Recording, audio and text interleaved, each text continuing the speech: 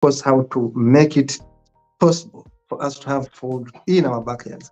And today I have experts. I always have Mr. Henry Kimera from Consent, Mr. Bernard Bambale, of course, from Consent, and also Mr.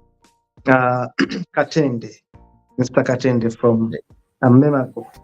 Kakande, Yes. I'm sorry. Yes. Mr. Kakande, Albert Kakande from Memago. So we shall be waiting for Mr. Mugisha to join us later. And of course, once he's ready to join, Dennis will be able to usher them in the studio. We are continuing with this episode where we talk about agriculture and, of course, responsible farming, responsible production. Agroecology is the topic today. We want to go back to Mr.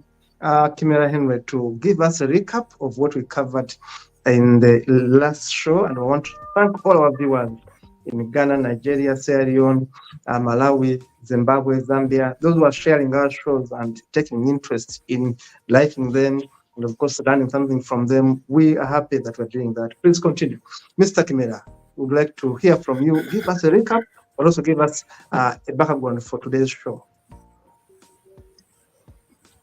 Good morning, good afternoon, good evening. I would like to thank all of you who are joining in and listening in. Welcome to yet our other series on agroecology. And I would like to thank you very much for last weekend's episode or the series. They were quite productive.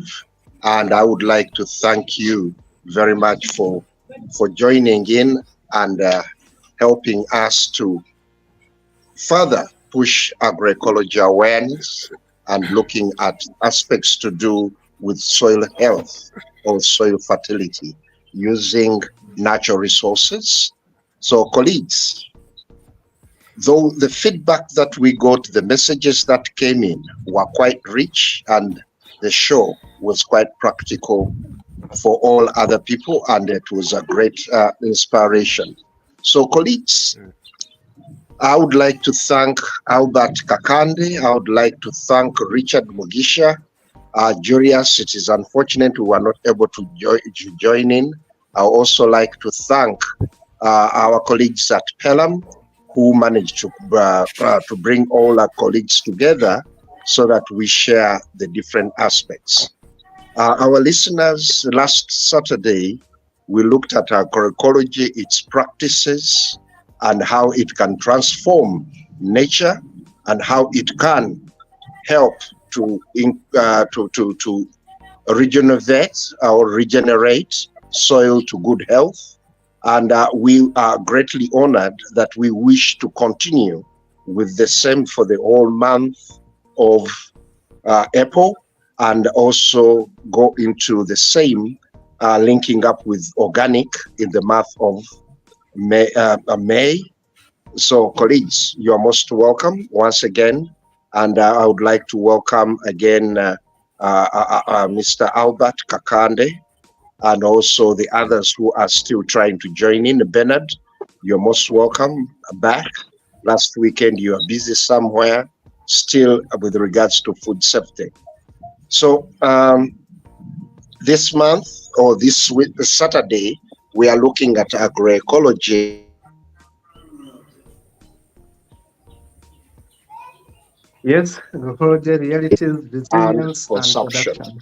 So yes, look forward to all the engagement. And Kato, please, you can take us forward hereafter. Thank you. Thank you, Mr. Kimera. Thank you so much. I want to welcome Mr. Kakande for this session again. Thank you so much for joining us. I like the background you are in. I'm always challenged and say I wish I was in that kind of background. I like green person. I like life. That's life. You are really having. You have arrived. You are enjoying my own life. I would love to.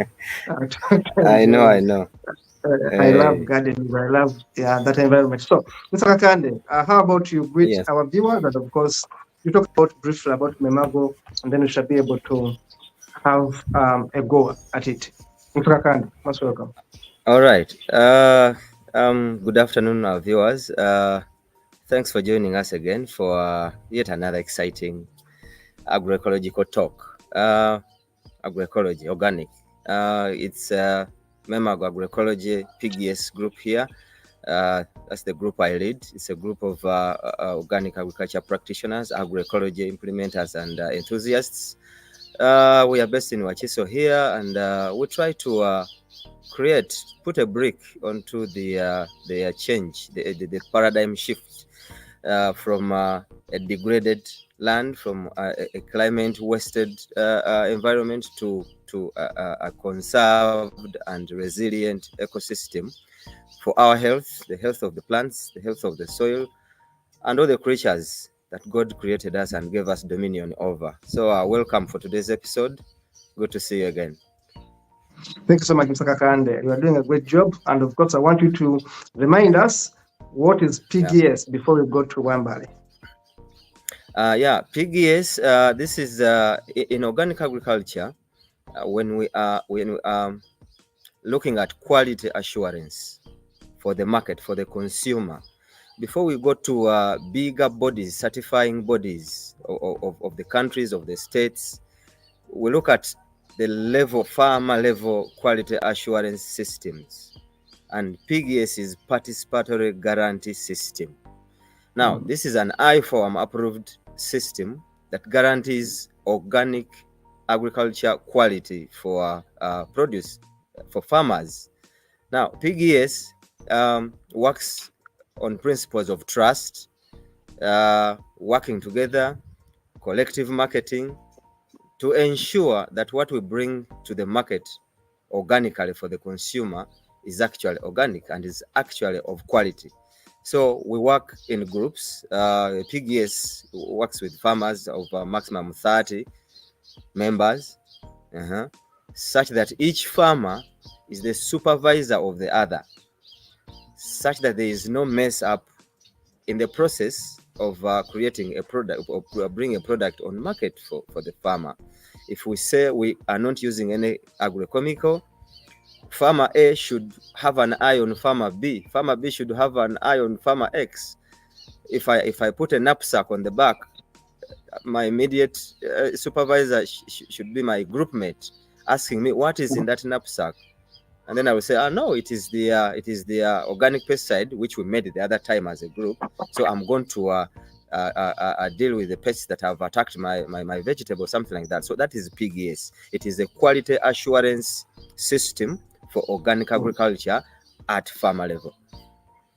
Thank you so much. Thank you so much, Mr. Kakande. Now, Mr. Wambale, Bernard, the network is giving us some bit of challenges right there with Bernard Wambale.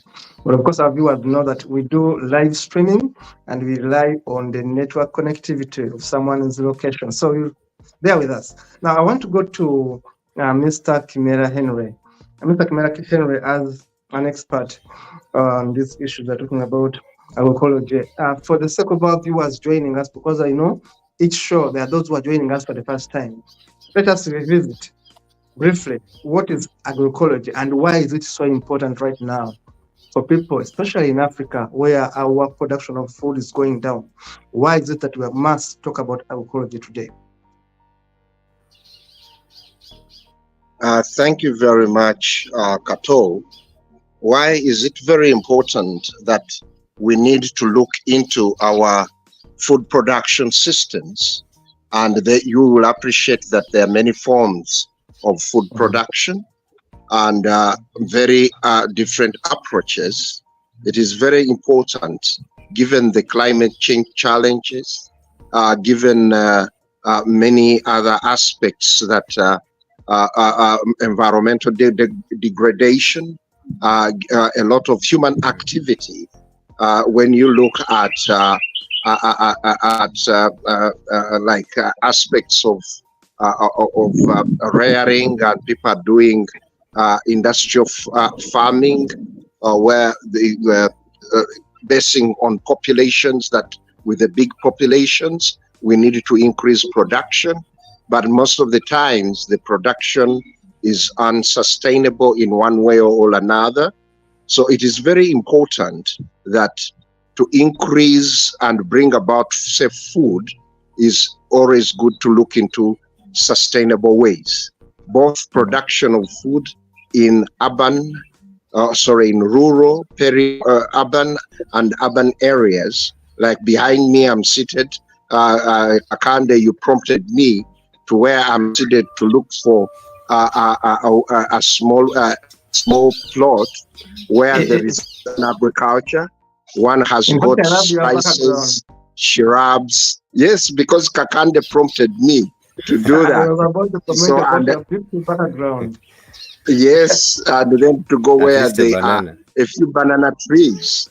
So that's why I opted. So in all these aspects of the challenges that are faced by food production, environmental health, looking at water source challenges, looking at health and nutrition, it is very important now we rethink how we produce food, to rethink how we consume food, and to rethink in which environment we are preparing the food in and we dispense it in. So this is why it is very important for us as different players.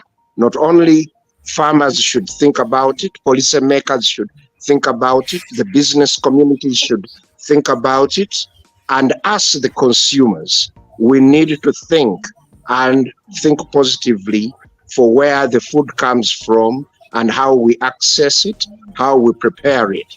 And one of those aspects is agroecology, the aspects of um, how best can we regenerate the soils that produce for us the different types of food? How do we improve, maintain and improve the quality of the air, the quality of the environment, the way we are handling it?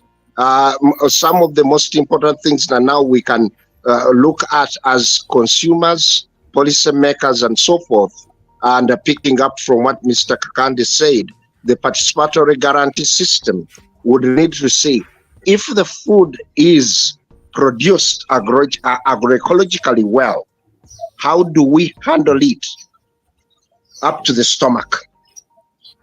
Because food might be agroecologically produced, but we handle it wrongly, and then all the attributes of sustainability, attributes of eco-friendliness, the attributes of regenerating the soil, and if the harvest is handled badly, all the aspects and benefits will be gone, will be pushed down the drain. So the aspects that now we are looking at the different potential, that's why the topic of today, agroecology has the potential of resilience, as a potential of scaling up resiliency, responsible production, and consumption. Just imagine agroecology doing the resilience, agroecology bringing in the correct production. But after harvest, the way food is transported, the way food is handled, the way food is dispensed, is not safe and doesn't attribute to health, then all the aspects of agroecology would have been wasted and watered down. So it is key as we talk about these agroecological approaches, principles, we enshrine safe handling, using good processing materials so that the food is not contaminated until the consumers access it. So that is what I could say for now, looking at the food systems approach, and also sustaining the practice and doing things in a correct manner. So that is what I can say for now, Kato.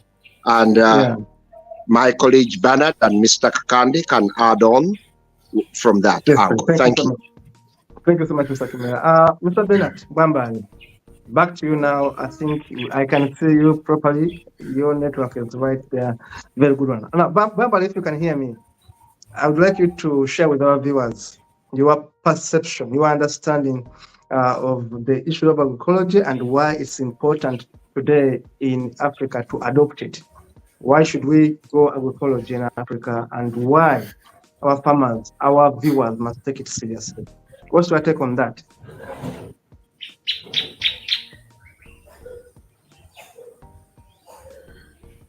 Bambali, can you hear me?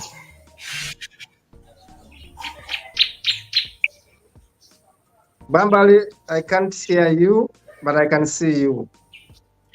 Now, as we wait for Bambali to get the network done properly, let us have a look at a few videos I've got from the field. Mr. Kakande there and Mr. Mugisha sent us videos and photography of what they do. Let us have a look at that. Dennis, let us have a look at a few videos, like two, and then we shall be able to come back with Bambali when the network is sorted. These are the kinds of trees that we put in banana fields so as to maximize on the water retention, mineral, mineral upkeep and things like that. So we talked about the earthworms, you see. Now, by so doing, we are attracting these micro and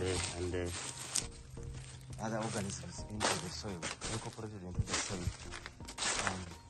such that we have a solid field. Now, you cannot do farming minus integrating it with animal husbandry. So this is a good spend. And if you realize, if you see below here, these are pits of compost. Here we are trapping goat manure, composts into.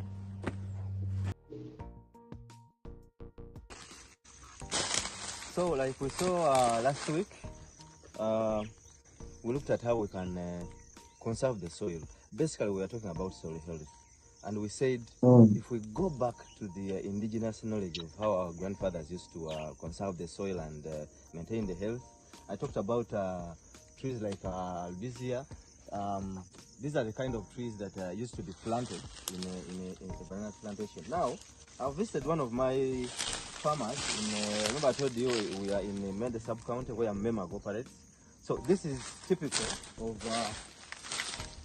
what an organic farmer, a modern organic farmer should do. Now he has mulched with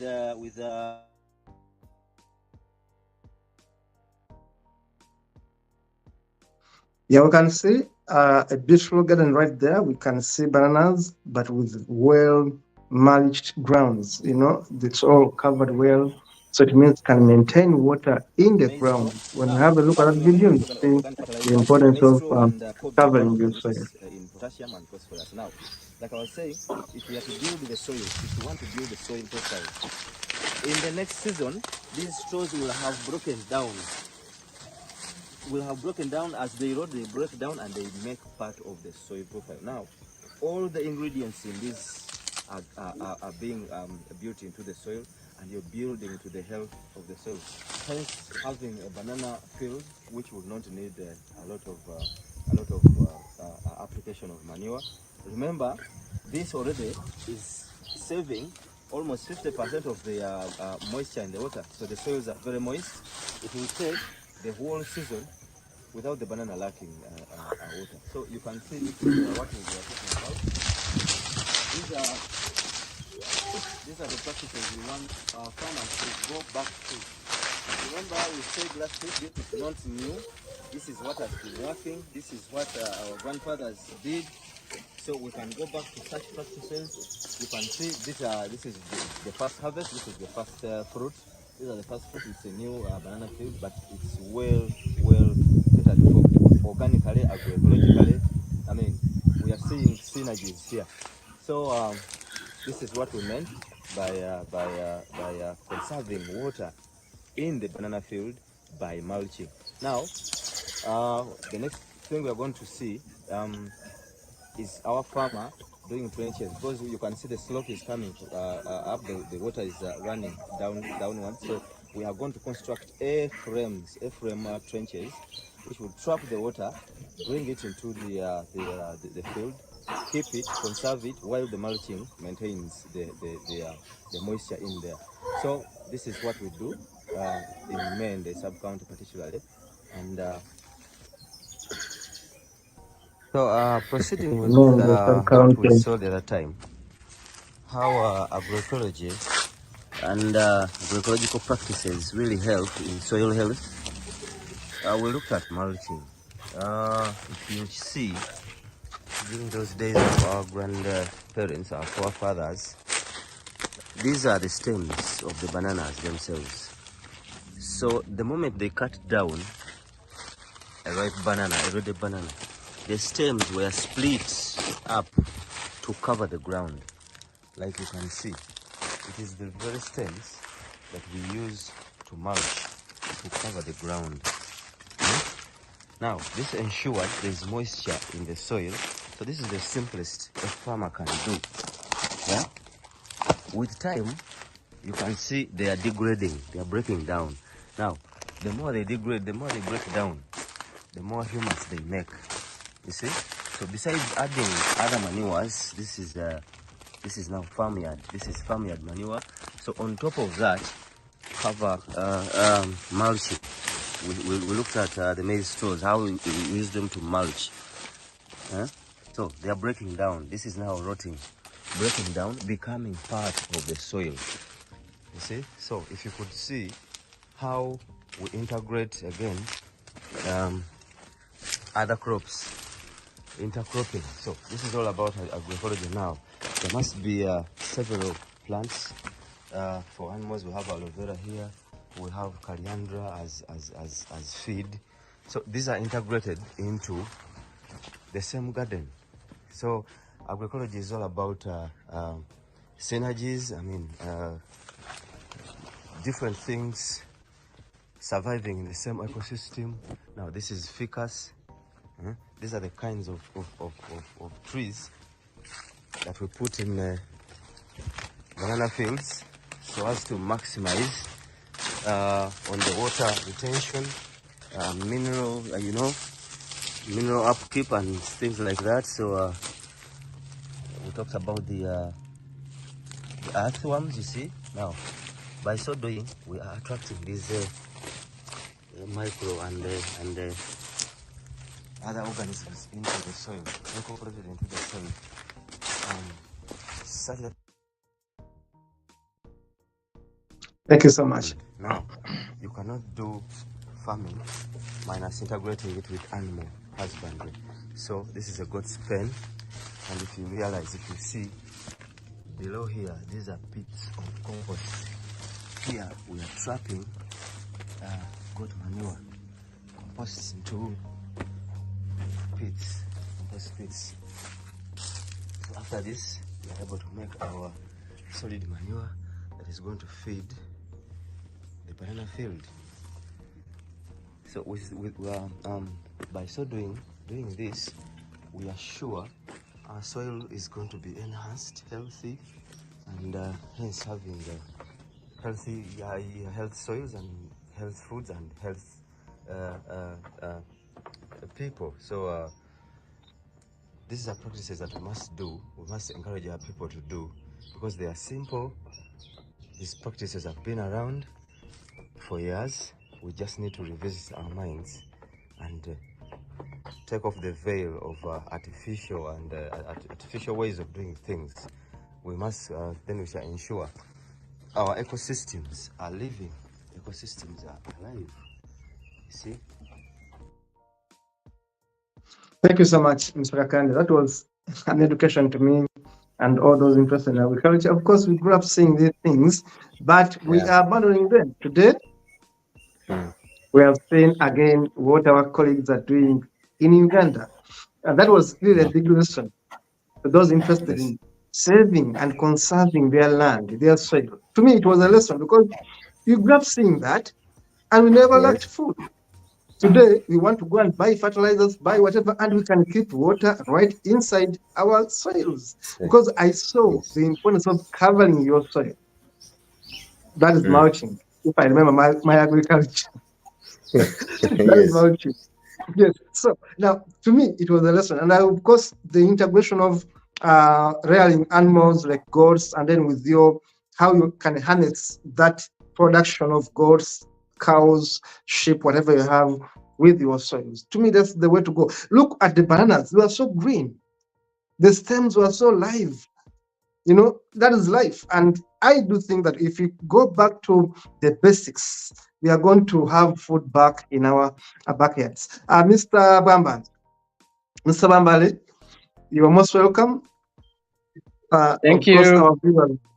our viewers know that we are always live and sometimes network is a challenge. Now, but before you go on with Yeah. Mr. Mugisha, if you can hear us, the producer says that your microphone is inactive, your camera is inactive.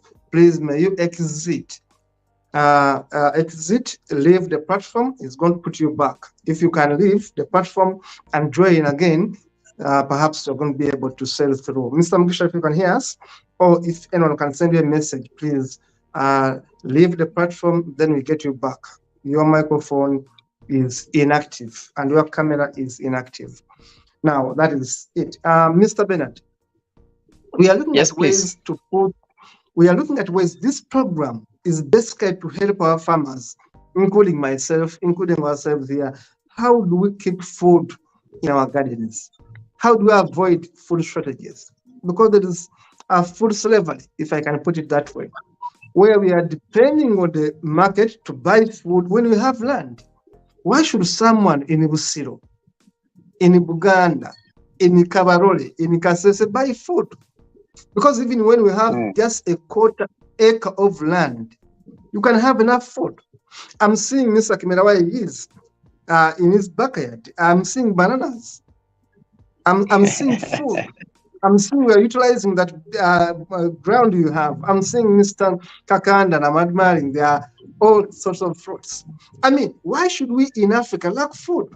So the issue of this topic today is how do we help each other to put food on the table using the resources we have? Because remember, without food, we are slaves to the markets. We are slaves to those who are able to sell us food. That's why we are here to encourage our farmers that whatever piece of land you have, you can make it productive. Now, Mr. Bambali, going forward, what's your take on the topic today? Okay. Thank you so much, Mukasa and Kakande Chimera, for introducing this subject. Apologies that I wasn't able to be with you last week, but I'm glad that I'm here, even when the network is starting to a little bit disturb, but I think you guys are hearing me. Let me just confirm that you can be able to hear me, and then I proceed, right? We can hear you. All right, so to begin with, you realize that agroecology promotes diversity on the farm. And every time you have diversity on the farm, it simply means that you're likely to have diversity in the market as well. And if there is diversity on the farm and diversity in the market, there is a possibility that then you must have diversity on the plate. And that's where nutritionists come in there.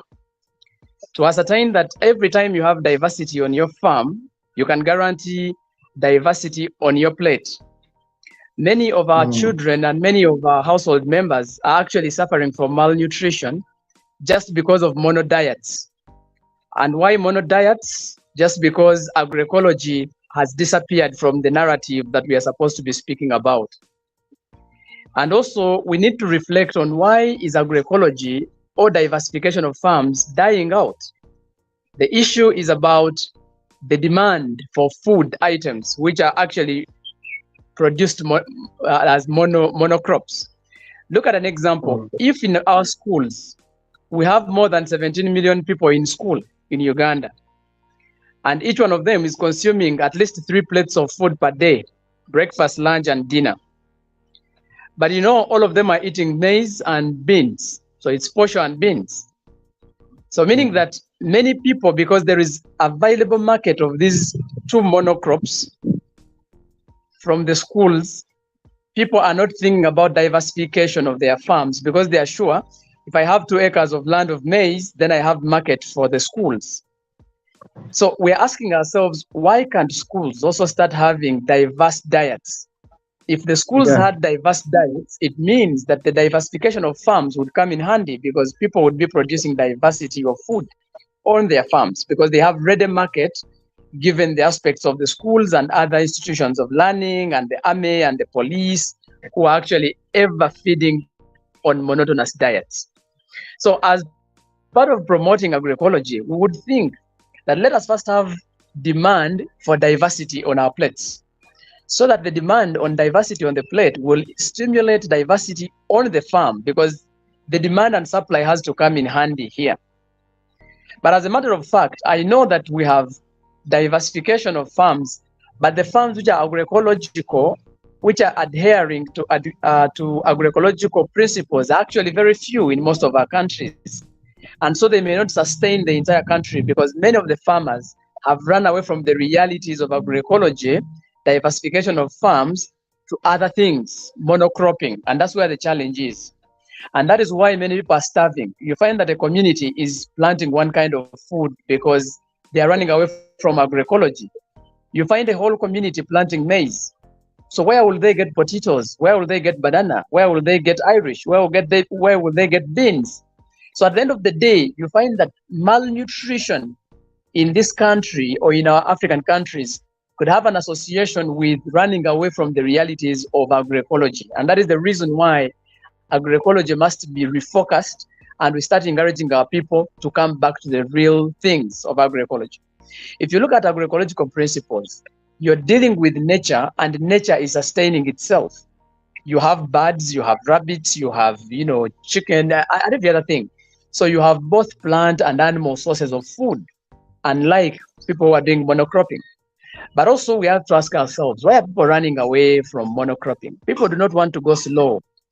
People are very fast. People want to have, fast kind of stuff. Someone wants to produce food in two months. Someone wants to produce food in 3 months. But as you know, from the first session, we're talking about why we need to be slow. The slower you go, the healthier it becomes when it comes to production of food. So why would we run to produce food very quickly? We get money, and then we go and use the money to treat ourselves. So that is why you also realize that the poverty rates will always remain higher. Even the farmers who are actually feeding the world are actually the poorest. Why? Because they're producing one kind of food, they are selling it, they want it very fast, they get a lot of money from it, and go and spend the whole money in the hospital setting to treat themselves.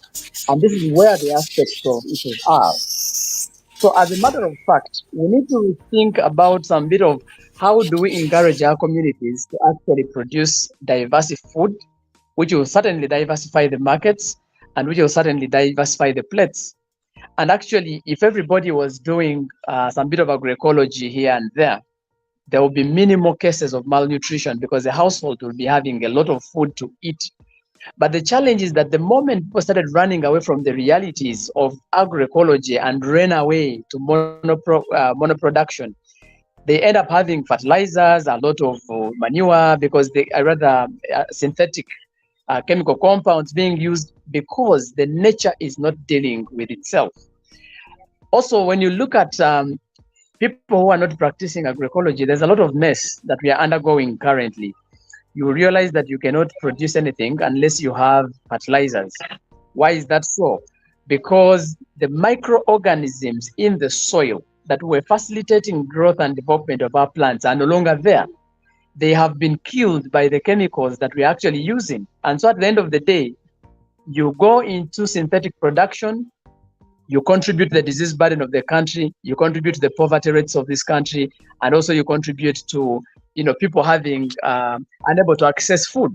So when we are discussing aspects around agroecology, we need to factor in those things that work with agroecology. If you look at the principles of agroecology, you realize that there's a lot of, each of the enterprises is communicating to the other.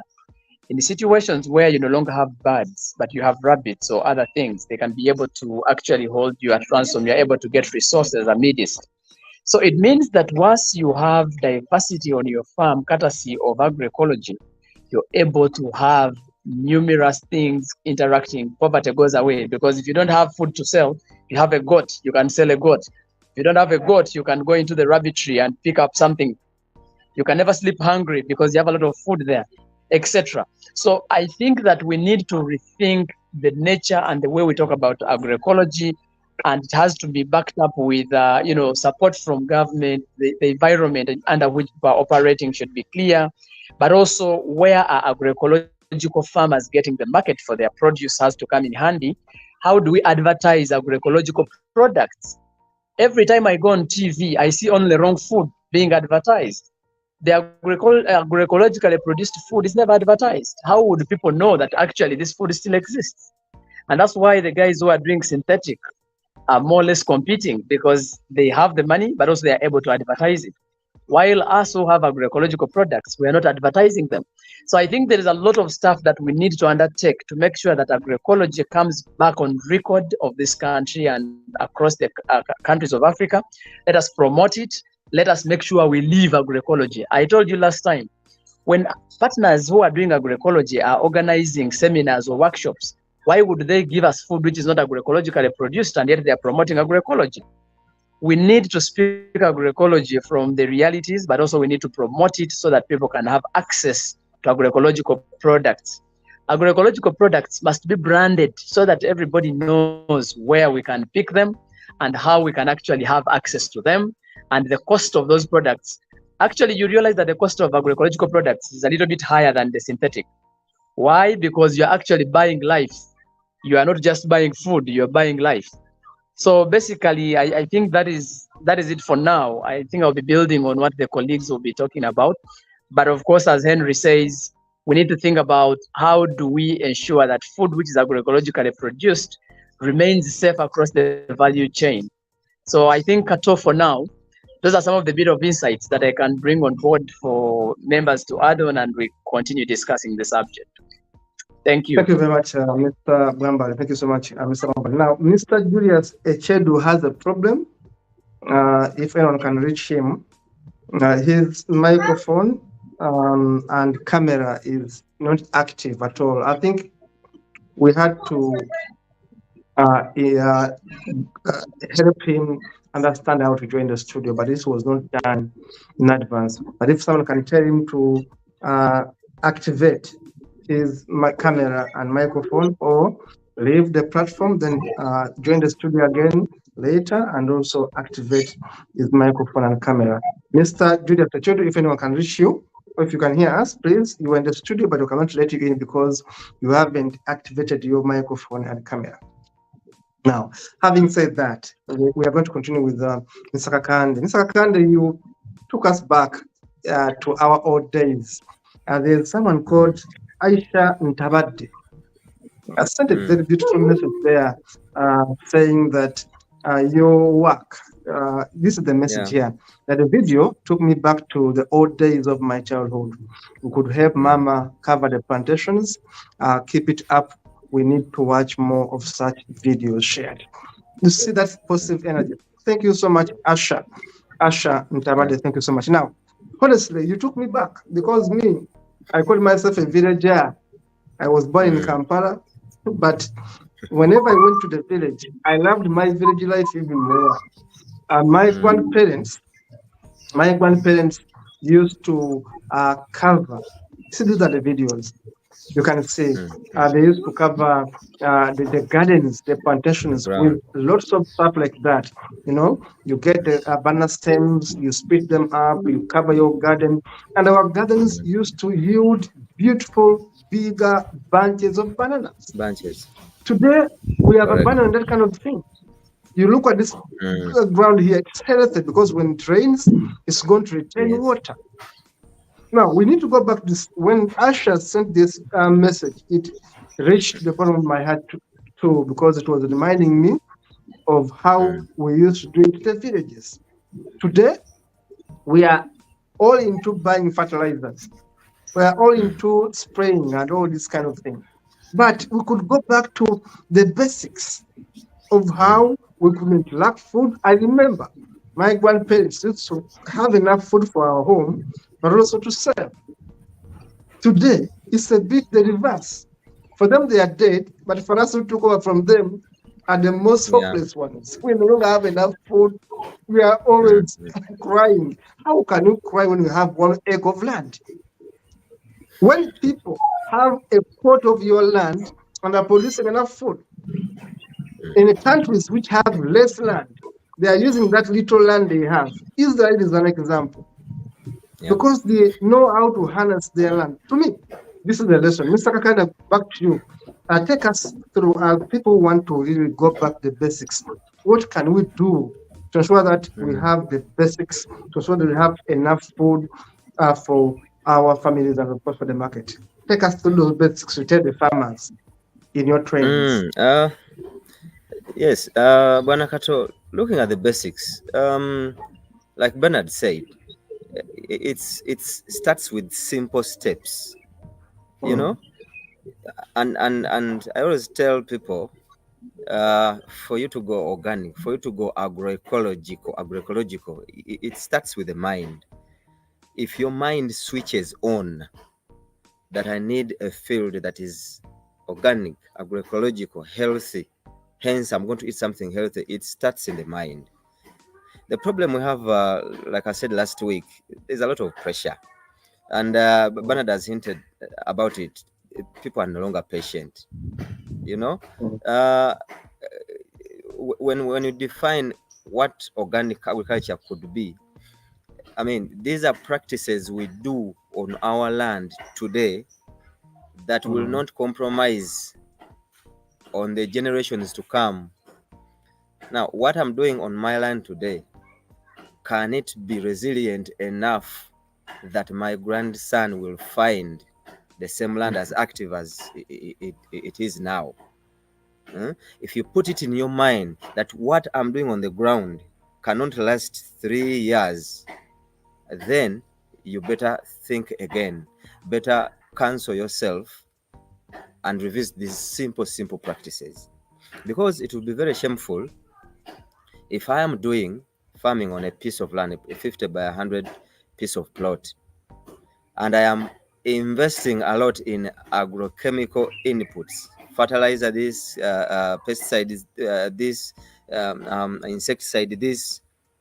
Trust me, I'm going to eat the banana today, but a year after, that small field will not be able to produce. Now, count yourself as the killers of the ecosystem. Now, what you need to start with is switch on the mind that if I'm getting this 70 kilogram bunch of banana from this field, will my grandson be able to fetch the same in the next 15 years? It starts there. It starts in the mind. It's just as basic as the mind. It's a mind game. Switch on, get the passion for it, mind about the health. I mean, we always tell people, if you really want to see the relevance of what we are telling you, visit a bigger hospital where cancer people are admitted, where diabetic, high blood pressure people go for medication. Then you will appreciate that when these guys talk about organic agriculture, agroecology, all those things, it's not a joke. You know, you come feed a maize grain that you have planted in the ground on day one, feed it on I won't mention the name, feed it on an agrochemical, on an input, in the name of stimulating the roots, in the name of making it grow fast. But this crop will not argue with you. It will say, Master, on day one, you gave me such an input. I was honest enough, I kept it into the stem. On fruiting, I passed it on to the fruit. And here it is for you to eat. So you eat it wholesomely, you know, all in small increments, but cumulatively, it becomes a problem. This is why we see a lot of health issues, you know, lifestyle diseases. Now, you saw in that short video, it is as simple as harvest your garbage, your rubbish, your kitchen refuse, you know, cover the ground, give room for micro and macro organisms to grow. You saw the earthworms there. You know, for you now to detect that my soil is healthy enough, I mean, the simplest litmus paper is the earthworm. If it is present, then we have health there. It will not survive in a chemical infested ground. You know, it is going to enter the ground. It will break down whatever you've put there as mulch. It's going to improve the aeration in the soils. It's going to when it defecates, it becomes part of the you know, these micronutrients, the magnesiums, the manganese, those insects there we see. If we could work towards nurturing those ones, bringing those ones back to the soil, then they can do the rest of the work. It is just as simple. I mean, you have bought your bananas, you have peeled them. If you don't have an animal, a goat that is going to eat them, put them on the ground. I mean, put them in the small field. It could be a backyard. I'm looking at the that banana plant of Mzee Chimera in the background. You see, it could be one stem, one banana stem. It could be two. You see, and make sure I am now bringing back these worms to the ground. They are going to do the donkey work of making the soil really resilient enough.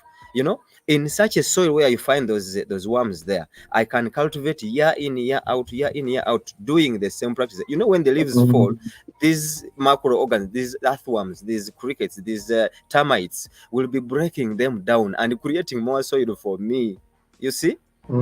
Hence, the soil is getting healthier every time that I cultivate, every time that I mulch it. You see, we have a smaller, micro. We call them the microbes. Those microscopic organisms that are charged with breaking down the nutrients in the soil microbes. What the chemical knapsack is doing is killing those ones off, like Bernard was saying.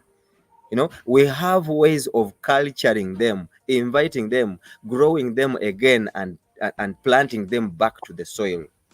You see, minus the microbes, you can put your nitrogen there and it will not be broken down because the cook is not there. If the cook is not in the kitchen, the food will remain there raw. So it's very vital that we invest in such small practices. They are not only to cover and maintain the moisture, but their houses, what should I call? This is where the microbes now live. The habitats of the microbes, which microbes are now going to penetrate the soil and break down the phosphorus, break down the potassium, break down the calciums for the plant to be able to take in. Trust me, you will put an input, you will put a DAP, you will put an NPK or what, in the soil, but if these organisms are not there to break down the vital nutrient for the plant, the plant will be as vegetative as it is without any value add. Bernard was saying we eat things but that are not adding value to the body, you see. So we should run away from just eating to survive, but eating to be healthy, especially we who are endowed with such African soils and climates. There should be no reason for us not to produce food because these practices are there. Now, this is why we come up to say, well, let's teach the farmers at grassroots levels, in farmer groups, in farmer families. So there's what we call farmer family learning groups, FFLG. It's another approach equivalent to the PGS. Nearly they work the same. They are all charged for hyping this farmer to produce organically, responsibly, while maintaining the quality of the soil. The resilience. Create the synergy. The ecosystem should be as healthy as you found it, and leave it for the next generation as healthy as you want it today. So this is why we labor to do those small basics. So that's just a simple thing in mulching. Just a simple thing. Then yes, we shall appreciate we are living in an increasingly urbanizing setting. But food we must eat. These days there is backyard gardening, you see. No, even if you have two stems of cassava, that is good enough. 4 tubers of cassava these days in the open market is 5,000 Uganda shillings. Imagine a single tuber like this is about 1,500 to 2,000 shillings. Now, if I have three stems planted just in the compound, and I saving about 20,000 Uganda shillings for you are saving a lot of money. you are saving a lot of money. You see. Now, Yeah. look at a bunch of dodo amaranths. You know, you find a bunch you can hold in a palm like this at about 2,000 Uganda shillings. Now, what does it cost for you to get a few seeds and sprinkle them? They will grow themselves. You have amaranth in the compound. You can grow yourself a small cherry tomatoes in the compound. So such practices, I mean, we just need, now I'm going back, we just need to retune the mind, let the mind be re-switched on, because we grew up in these kinds of settings, but we lost track along the way. Now we just want to drive back. Unfortunately, we need to drag our Mr. people back Kakandi, on the Kakandi. road to do that. Yes, Bernard. Mr. Kato and Kakandi, Please go on. Yeah. there is something I just wanted to a little bit add on what Kakandi is saying. There are some questions Yes, that we've please. never answered. Currently, we are struggling with aspects of climate change, and we are not reflecting on where these issues are coming from. But in principle, it is just because the agroecological practices are no longer practiced, and that is why climate change is at the top of the agenda. Just imagine you can take a whole year or two when you have never seen a tapeworm or you've never seen a caterpillar. Unlike our days, whenever it rained, whenever it was coming to rain, you would start seeing these tapeworms coming out of the soil. Currently, you can even take 4 or 5 years when you've never seen a tapeworm in most of the gardens. Why? Because they are running away from the synthetic nature of the soil where they cannot survive. These days, you can never see bees relocating from one place to another. Unlike those days where you would see a swarm of bees almost nearly every week, you're able to see bees relocate from one point to another. So we need to ask ourselves, where did the bees go? And these are the pollinators we have at hand. If you can take a month or two or even a year or so and you've never seen a swarm of bees relocating from one place to another, those are all signs of climate change. But why are they not relocating? Because they have nowhere they have to move to go and do pollination. Where they are supposed to go to pollinate, the environment there is already having a lot of synthetic chemical compounds that cannot sustain them. So climate change should not be looked at as, increasing weather, whatever temperatures and all that. It should be looked at because of the nature of practices that we have undertaken and left the original practices that we're doing that were actually attracting all these things. So agroecology is really not about only food, but it's about the nature, the environment, the climate. So if at all we move back to agroecological practices that Kakande is talking about, we can actually solve the problem of climate change as well as solve the problem of food insecurity, and at the same time solving the issue of malnutrition in Africa. So I think we need to consolidate these things and we see how each leads to another, and then we can be able to have kind of a framework that many of the governments should be looking towards. You don't promote agroecology as just food. You're looking at it in terms of food security, nutrition, climate change, resilience, and eradication of poverty at the same time. Thank you. Thank you so much, Mr. Bernard. Now, Mr. Julius Echedu, I think we haven't been able to have you today because of network and, of course, failure to connect. Next time, we shall request you to come a bit early in the studio so that you can be able to navigate the system. Yes, when you come a bit early, maybe 20 minutes to time, we shall be able to navigate. So, whoever, if you can hear us, Mr. Julius Echedu, we are sorry we couldn't get you on time. Now, Mr. Chimera, as we wind up, it has been a very interesting program. We'll have to see where we went wrong and how to fix it. Because I've been thinking, when Mr. Kakanda was talking and Bernard here, that how often do we see worms in our soils? How often do we see caterpillars in the backyard? Why? Because we have killed them with the chemicals. And therefore we have dead soils. Now, when we have dead soils, there's no way you can expect a better yield because the soil is infertile, if I can use that. Now, I've been thinking, when I'm in the village, how many caterpillars am I seeing these days? How many worms am I seeing? Because we used to see them, moving around. You go to the garden, it's all full of worms. Today, you don't even see them. It means our soils are literally dead. So, to me, this program is so important. Farmers must know where you went wrong and how to fix it. So, Mr. Kimera, as we wind up this show, give us what we can take home.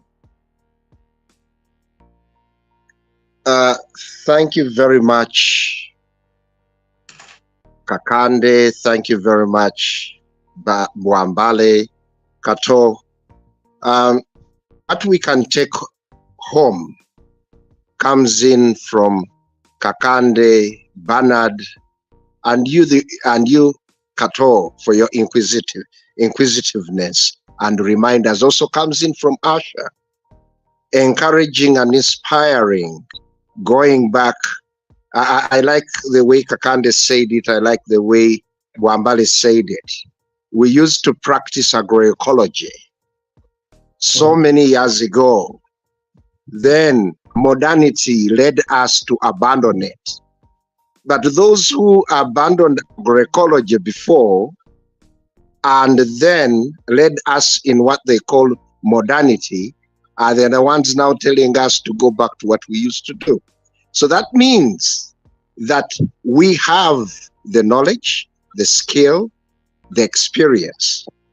It can be indigenous knowledge. So what we need to do, many countries are doing the national agroecology strategies, is to intensify them. And I like the aspect that the approaches, the principles of agroecology are not only about agriculture, but they are all about in everything that we are doing on a daily basis. So we will need to mainstream agroecology in all our national operations. Like I always say, we will need to put quality culture in everything that we are doing. At home, what I am doing, am I contributing to the revival, the regeneration? As I practice this at going to place of work, even a small contribution on any form of life we are doing, it's the mindset, like Kakande said, it is stopping the mono practices. Like Bernard says, we have a mono diet, we have a monoculture of agriculture, we have a mono mode of many things. It goes to governance. We need to have an agroecological way of thinking in governance. How do we sustain the environment on which we live? How do we nurture it? How do we nourish it? Do we need to do tree cutting through land grabbing? We need to curb all that. You see, when you look at agroecology, mainstreaming it and looking at it from a broader way, you'll find that governance has a role to play. Some of the bad practices that are leading to deterioration, degradation, are due to bad governance, bad practices. So we need to take in good governance of every aspect of humanity so that it reflects the ecological approaches of life. The environment is the foundation of life. So these are things that we need to take in. And we need not only talk about them on TV, we need to practice them from our household to our communities, to our divisions like Mamago is, to the districts, and then we take them to our national level and the global world. That is how I look at it, so that we have safe food, safe water, safe environment, healthy and nutritious humanity. That's what I can say, and end up by saying, if it is not safe, it is not food. But if the practice is not safe, then it is not a good practice. If the decision is not safe, then it is not a good decision. If transport is not safe, then it is not good for the consumers, not good for the environment, it's not good for the roads. So everything, the agroecological thinking of building synergies, coexistence, co-creation needs to be done in everything of humanity. That's what I can end up with, and I thank you very much. And I look forward to next week. We will be looking at still agroecology, but bringing in the other aspects. Organic is inseparable from agroecology, but we are bringing it in so that they bring in the diversity of all these aspects. So small steps in the right direction. We all start with baby steps, and here we are, grown-ups. So let's do the same to all good practices that sustain humanity. Thank you very much. Thank you so much, Mr. Kimera. Now, Mr. Kimera, that was a good one, a wrap-up. Mr. Kakande, I'm very interested in what you do. And when you say we're within Ibusiro, Wakiso, that is part of my area. But also, I'm interested in you teaching my people how to do these things.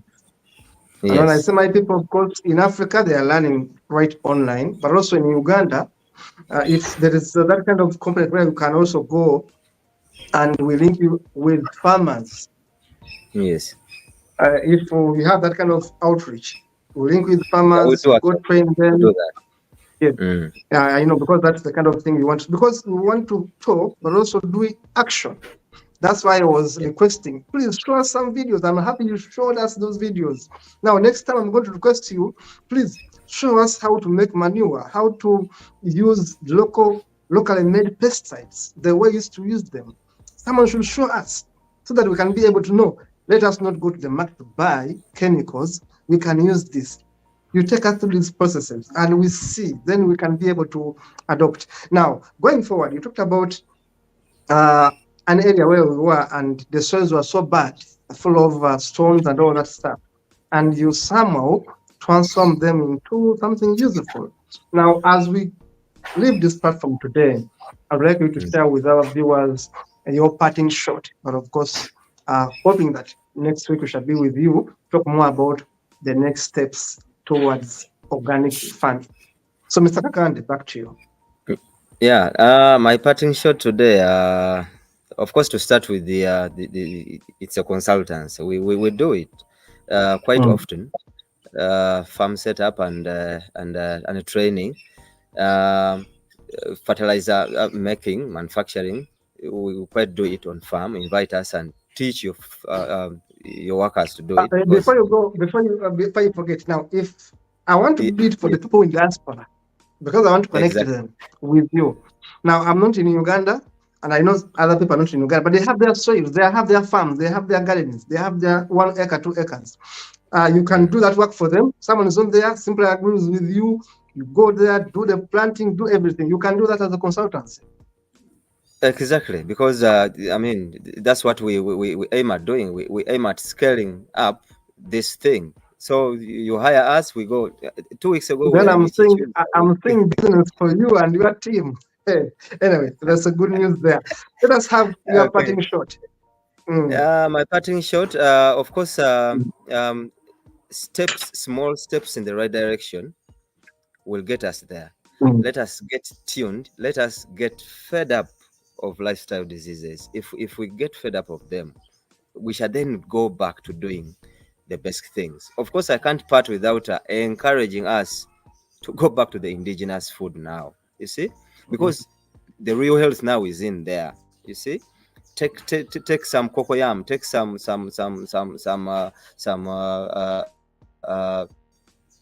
there are those yams, the climbing yams. These are the foods now we need to revisit. You see, they are selling us medicines that are extracted from these very foods which we used to have. You see? Yeah. Now, if you that piece I showed you, those hard yams are there. Back then, that used to be pigs' food. The leaves used to be just pigs' food. But now in the markets, you go find a kilogram of such. If you don't have something like 5,000 Ugandan shillings, you may not get it. It's just now a marketable thing because it is a rich food. Now, I always part with the Now, this is a cherry tomato. You see, Wow. this is something you can. It's something you can do in the even if it's on the veranda. One interesting thing why I showed you this for today, it has an ingredient called lycopene. Can you imagine this cherry tomato has the capacity to create a sunscreen on your skin to protect you from sunlight just by eating it? And an interesting thing is, someone with an oily skin, if you have acne or pimples, just break it or put on the screen, and just a naturally organically raised cherry tomato in the backyard. The simple steps we're talking about.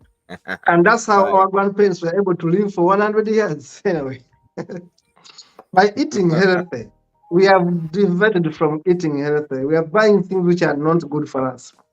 Thank you so much, Mr. Kakande, for that education. Of course, I'm going to encourage friends and to think about giving you work. Think about working with you, the consultants, to make their farms better, because sometimes you get people who don't know what to do and you don't get even enough yield, and yet you are putting in money. So we need experts like Kakande, Mr. Kimia, and others to help us do the farming the best way. Now, Mr. Bernard, as we wind up, what's your parting shot for today's show?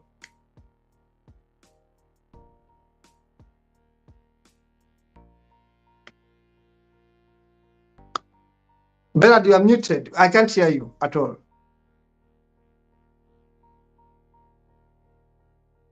Unmute. Bernard, unmute. Unmute. I can't hear you.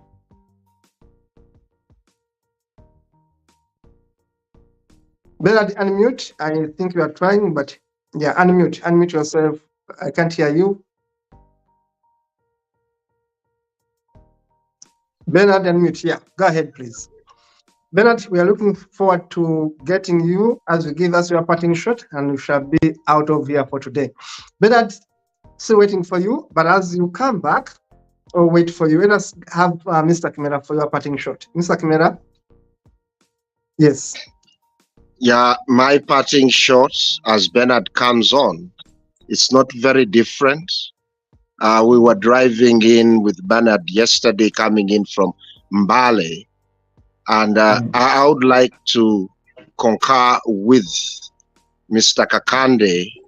Food is going to be our livelihood. Food is the foundation.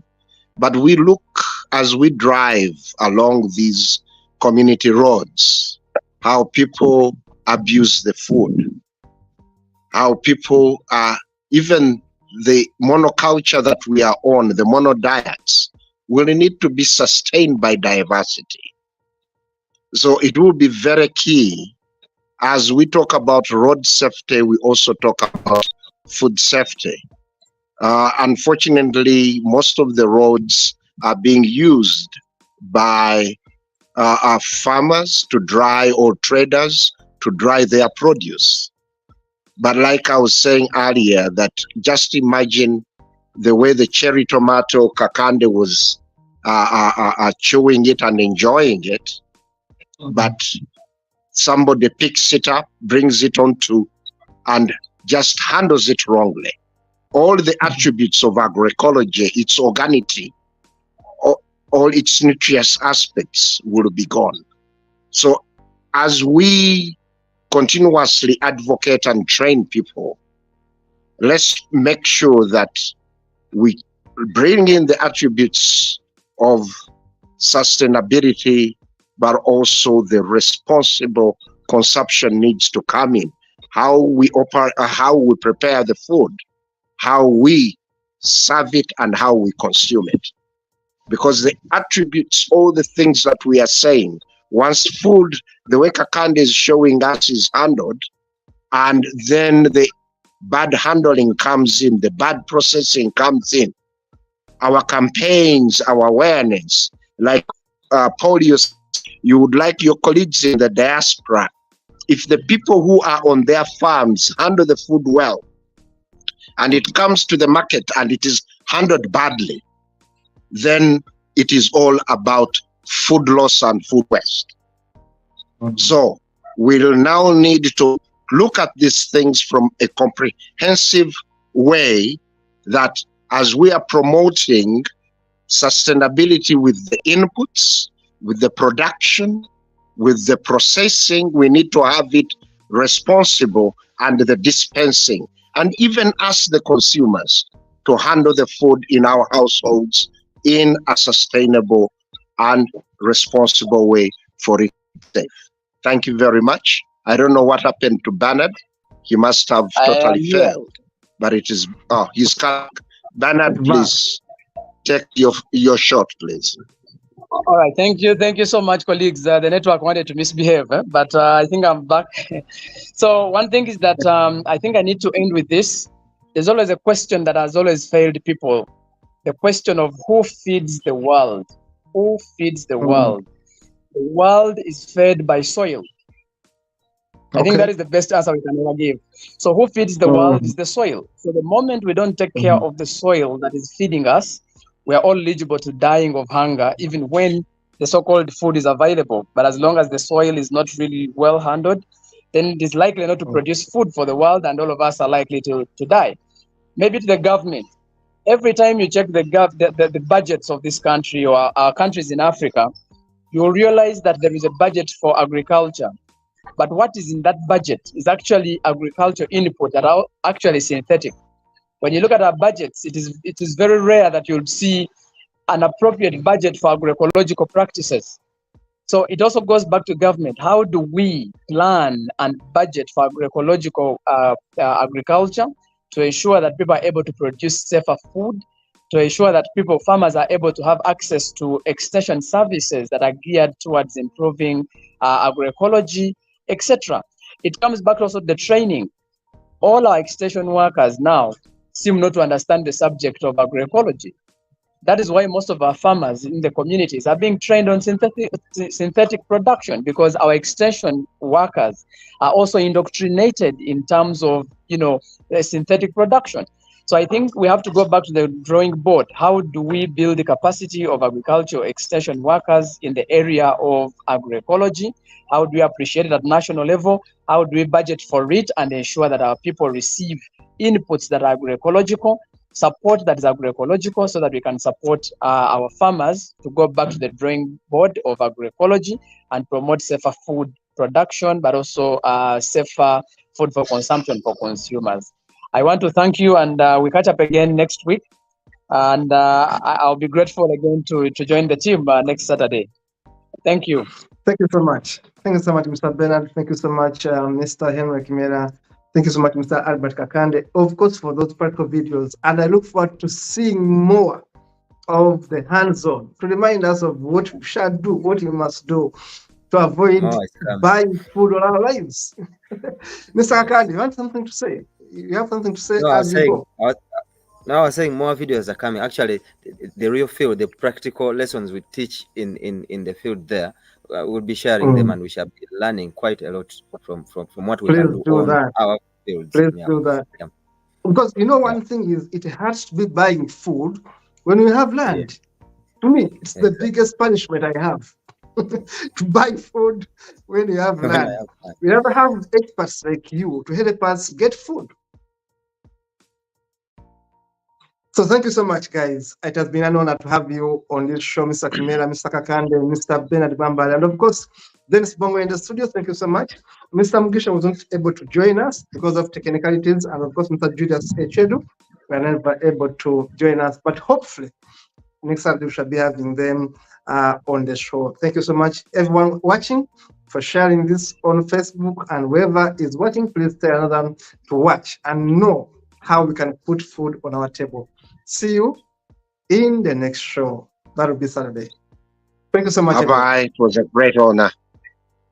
Thank you so much. Bye-bye. Thank you.